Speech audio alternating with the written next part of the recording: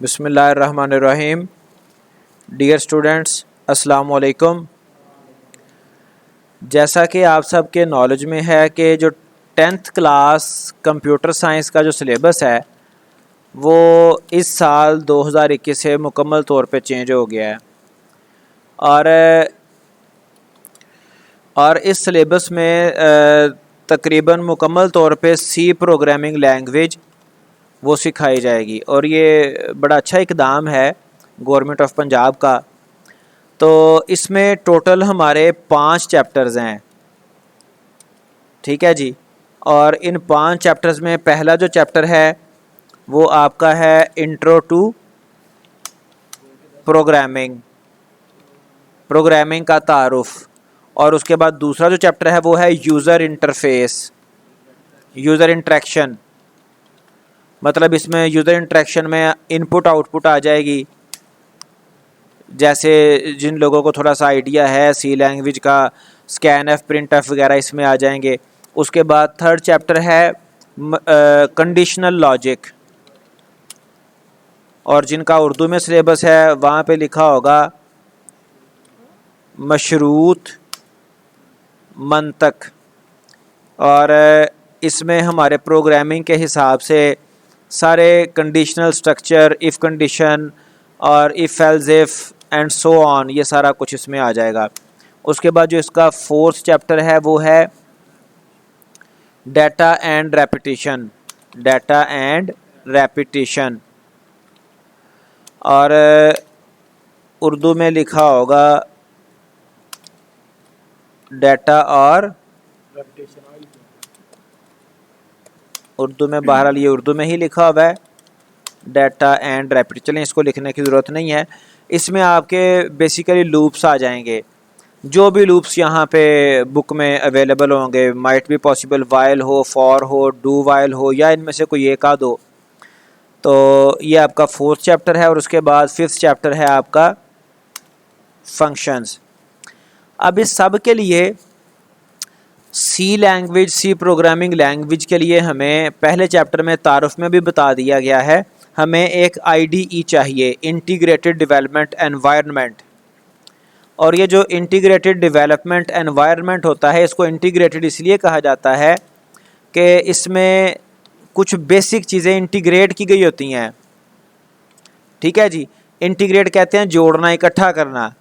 कौन कौन सी चीज़ें इसमें? एक आपका एडिटर होगा, एक आपका कंपाइलर, डिबगर वगैरह, और साथ आउटपुट देखने की फैसिलिटी। मतलब इसका ये है कि हमारे पास एक ऐसा एनवायरनमेंट होगा जिसको इस्तेमाल करते हुए हम डेवलपमेंट कर सकते हैं, ठीक है।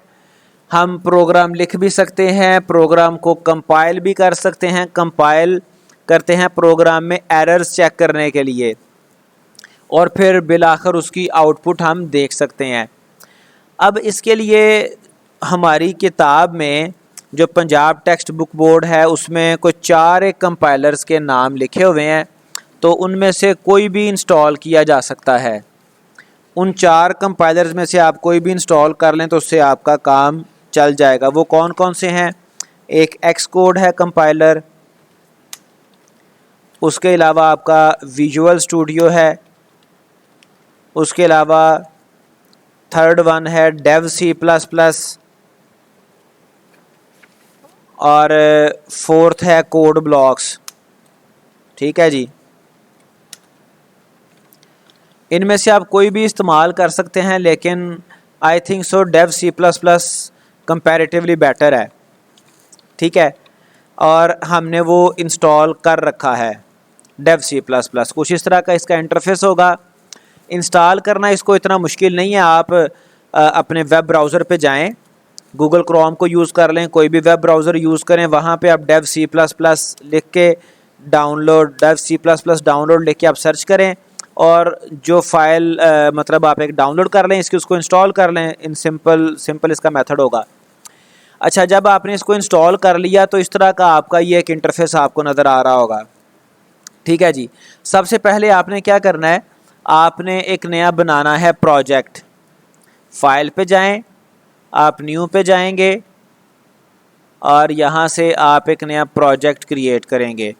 और प्रोजेक्ट कौन सा क्रिएट करना है, सी प्रोजेक्ट, ठीक है जी। और एम्प्टी प्रोजेक्ट पे क्लिक कर लें, ओके। प्रोजेक्ट का नाम दे दें, आप कोई भी नाम आप दे सकते हैं। मैंने यहाँ पे फ़िलहाल क्लास 10 प्रोजेक्ट का नाम दे दिया, ओके मैं करूँगा।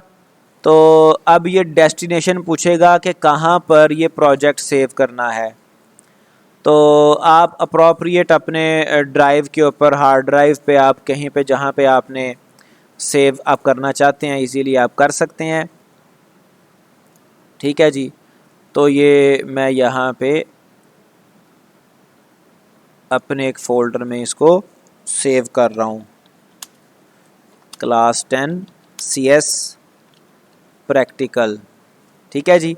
तो ये फ़ोल्डर मैंने एक नया बना लिया और यहाँ पे मैं इसको सेव किया। प्रोजेक्ट का नाम मैंने रख दिया क्लास 10, फ़ोल्डर का नाम है क्लास 10 CS प्रैक्टिकल। आप अपने हिसाब से प्रोजेक्ट का नाम और फ़ोल्डर का नाम जहाँ पर भी डेस्टिनेशन पे आप सेव करना चाहें आप कर लें। अब ये प्रोजेक्ट बन गया, ये फ़ाइल हमारी ये क्रिएट हो गई, पहली फ़ाइल।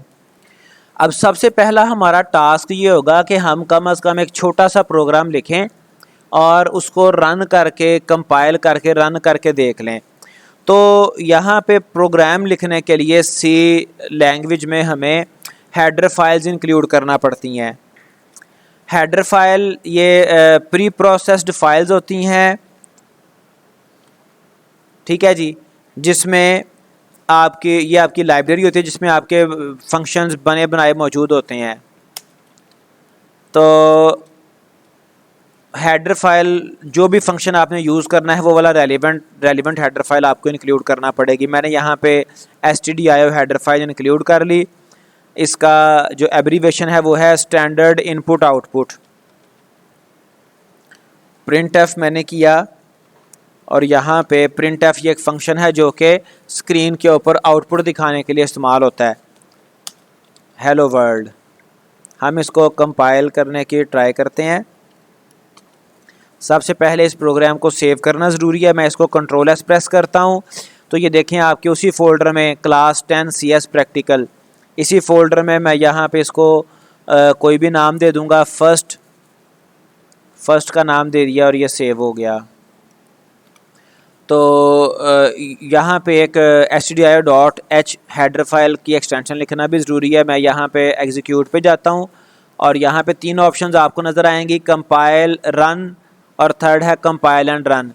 आप यहाँ से प्रोग्राम को पहले कंपाइल करना पड़ता है, फिर रन करना पड़ता है। पहले आप कंपाइल कर लेंगे तो ये अगर इसमें कोई एरर होगा तो आपको बता देगा, अगर एरर नहीं होगा तो फिर सिंपली ये यू कैन सी यहाँ पे नीचे आपको नज़र आ रहा है कंपाइलेशन टाइम वो दे रहा है। कोई एरर नहीं आया मतलब ये हमारा प्रोग्राम सही है, इसमें कोई एरर नहीं है। तो जब आप इसको रन पे क्लिक करेंगे तो ये आपको आउटपुट शो कर देगा, हेलो वर्ल्ड लिखा हुआ स्क्रीन पे नज़र आ गया। इसका मतलब यह है कि प्रोग्राम हमारा सक्सेसफुली रन हो गया, ठीक है जी। इसके अलावा आप कंपाइल एंड रन F11 भी प्रेस कर सकते हैं, वो इकट्ठा कंपाइल भी कर देगा, साथ आपको आउटपुट भी शो कर देगा, ठीक है जी।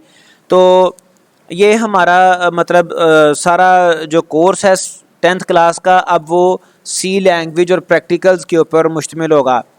अब यहाँ पे फर्स्ट चैप्टर में जो चंद चीज़ें उसने एक्सप्लेन की हैं उसमें सबसे पहले IDE, तो वो आज हमने IDE इंस्टॉल करके उस पर बेसिक काम करना आपको बताया। अगर इंस्टॉलेशन में कोई आपको प्रॉब्लम आती है वो मैं आपको बहरहाल गाइड कर देता हूँ।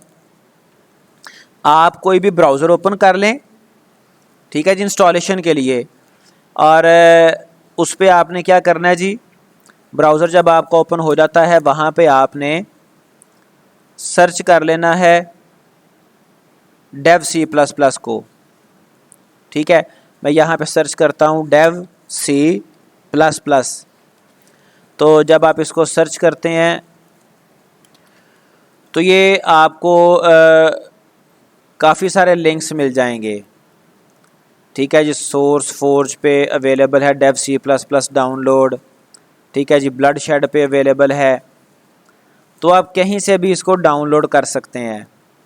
फाइल हिप्पो से डाउनलोड कर लें, सबसे बेटर है, ठीक है। तो आप इसको लिंक को क्लिक कर दें फाइल हिपो वेबसाइट है, यहाँ पे आप अपने जेनेरिक बेशुमार सॉफ्टवेयर इजीली आपको मिल जाएंगे।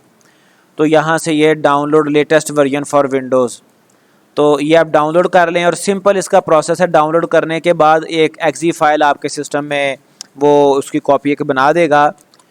तो ये कोई ऐसा मुश्किल काम नहीं है, इसको इंस्टॉल कर लें। बाकी सारे जो मामलात हैं, बाकी सारे जो टॉपिक्स हैं वो इसके बाद इंशाल्लाह ताला जारी रहेंगे। तो पहले चैप्टर में जो हमारे इसके अलावा टॉपिक्स हैं डेव C++ या कोई भी जो आपका IDE है वो इंस्टॉल करने के अलावा प्रोग्रामिंग के बुनियादी नुकात, ठीक है जी। इससे पहले थोड़ा सा तारुफ है टेक्स्ट एडिटर का, कंपाइलर का। तो प्रोग्रामिंग के बुनियादी जो नुकात हैं उसमें C प्रोग्राम की साख्त, ठीक है। तो C प्रोग्राम में सबसे पहले एक आपके लिंक सेक्शन या हेडर सेक्शन आता है, ये जो टॉप पे आपको नज़र आ रहा है, ये वाला सेक्शन लिंक सेक्शन या हेडर सेक्शन। आप अपने प्रोग्राम में जो भी फंक्शंस आपने यूज़ करने हैं, बिल्ट इन फंक्शंस, ये printf एक बिल्ट इन फंक्शन है, तो उससे रेलिवेंट हेडर फाइल इंक्लूड करना पड़ेगी। जितनी भी हेडर फाइल्स हैं वो आप यहाँ पे टॉप पे लिखेंगे, ठीक है। उसके बाद आपका आता है main section, main function. C language में प्रोग्राम की जो एग्जीक्यूशन है, जो मेन आपका प्रोग्राम है वो मेन फंक्शन से स्टार्ट होता है, ठीक है। और मेन फंक्शन को यहाँ पे आप अगर देखें तो void मेन आगे ये लिखे हुए हैं आपके पैरेंथेसिस स्मॉल ब्रैकेट जिसे कहा जाता है, ठीक है जी। अब void जो पहला void लिखा है ये है इसकी रिटर्न टाइप, ठीक है। और दूसरा जो मेन है ये फंक्शन नेम है, main is a name of function. तो फंक्शन के साथ तीन चीज़ें लाजमी आती हैं, एक उसकी रिटर्न टाइप, तो ये मेन फंक्शन की रिटर्न टाइप यहाँ पे void लिख दी। void का मतलब होता है खाली। void के अलावा यहाँ पे क्या आ सकता है, void के अलावा यहाँ पे आ सकता है, यहाँ पे अब उर्दू लिखी नहीं जा रही, void का मतलब होता है खाली। और मेन इसका फंक्शन का नेम है। void के अलावा यहाँ पे आ सकता है int आ सकता है, डबल आ सकता है, चार आ सकता है, जो भी आपके C लैंग्वेज में वैलिड डाटा टाइप्स हैं वो आगे चल के हम वो चीज़ें सीखेंगे इंशाल्लाह। नेम ऑफ फंक्शन आपका आ गया मेन। ये सिंगल लाइन कमेंट करने का तरीका ये होता है, आप दो फॉरवर्ड स्लैशेस लगाते हैं। अगर आपने मल्टी लाइन कमेंट करने हैं तो मल्टी लाइन के लिए आप कमेंट के लिए ये फॉरवर्ड स्लैश और एस्ट्रिक, और क्लोजिंग पे भी एस्ट्रिक और फॉरवर्ड स्लैश आप लगाते हैं। तो हम मल्टी लाइन कमेंट्स यूज़ कर लेते हैं ताकि बात को हम मतलब समझ सकें। फंक्शन के तीन पार्ट्स होते हैं, पहला पार्ट रिटर्न टाइप जैसा कि मैंने आपको बता दिया, ठीक है। दूसरा फंक्शन का पार्ट होता है name of function, function name. तीसरा पार्ट होता है इसका फंक्शन का, इसकी जो है वो आर्ग्यूमेंट्स, पैरामीटर्स, पैरामीटर लिस्ट, ठीक है जी। वैसे आपकी बुक में ये चैप्टर नंबर 5 है। चैप्टर नंबर 5 जो है वो फंक्शंस का है, जैसे मैंने भी आपको पॉइंट आउट भी किया था कि हमारी इस बुक में 5 चैप्टर्स हैं। 5वां चैप्टर डिटेल में फंक्शंस की बात की जाएगी, लेकिन अभी चूंकि हमने इसकी C प्रोग्राम की साख्त देख रहे हैं तो वो मैं आपको बता रहा हूँ कि पहले आपका ये हेडर फाइल्स आती हैं जिसको लिंक सेक्शन या हेडर सेक्शन कहते हैं। उसके बाद आपका मेन फंक्शन आता है, और जो कुछ भी हमारे प्रोग्राम ने करना है उसकी फंक्शनैलिटी वो सारी मेन फंक्शन में। ये ओपनिंग करली ब्रेस, अब इसको मैं ये वाले कमेंट्स तो डिलीट कर देता हूँ ना, मैंने वो मल्टी लाइन कमेंट्स इंक्लूड कर लिए। तो ये जो आपकी ओपनिंग करली ब्रेस है और ये क्लोजिंग करली ब्रेस है, इसके दरमियान सारी आपकी इंस्ट्रक्शंस लिखी जाती हैं, ठीक है जी। तो ये थोड़ा सा तारुफ था C लैंग्वेज का, कंपाइलर का। डेव C++ हमारा एक IDE है जिसके अंदर कंपाइलर भी मौजूद है, टेक्स्ट एडिटर भी मौजूद है। तो टेक्स्ट एडिटर ये देख लें, यहाँ पे मैं टेक्स्ट लिख सकता हूँ, उसको चेंज भी कर सकता हूँ, कुछ गलत हो जाए डिलीट करके लिख सकता हूँ। तो ये सारा प्रोसेस है। उम्मीद है कि आपको बात समझ आ गई हो गई।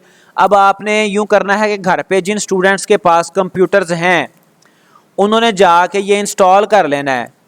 तरीका मैंने आपको बता दिया, ब्राउज़र पे जाएं, वहाँ से आप गूगल पे सर्च कर लें डेव C++, और फाइल हिप्पो वेबसाइट है, वहाँ वो लिंक आपको दिया गया होगा। या फिर आप दूसरे तरीका ये भी है, डेव C++ लिख के साथ फाइल हिप्पो लिख लें, FILEHIPPO, तो वो आपको टॉप पे ही फाइल हिप्पो का लिंक दे देगा।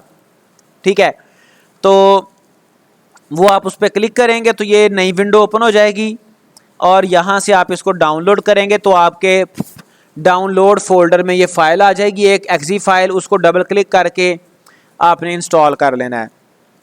ठीक है जी, तो उसके बाद ये सिंपल सा इसका इंटरफेस ओपन होगा। प्रोजेक्ट बनाने का तरीका आपको बता दिया और नई फाइल बनाने का तरीका, उसको कंपाइल रन करने का तरीका बता दिया। आज के लिए इतना ही, अल्लाह हाफिज़।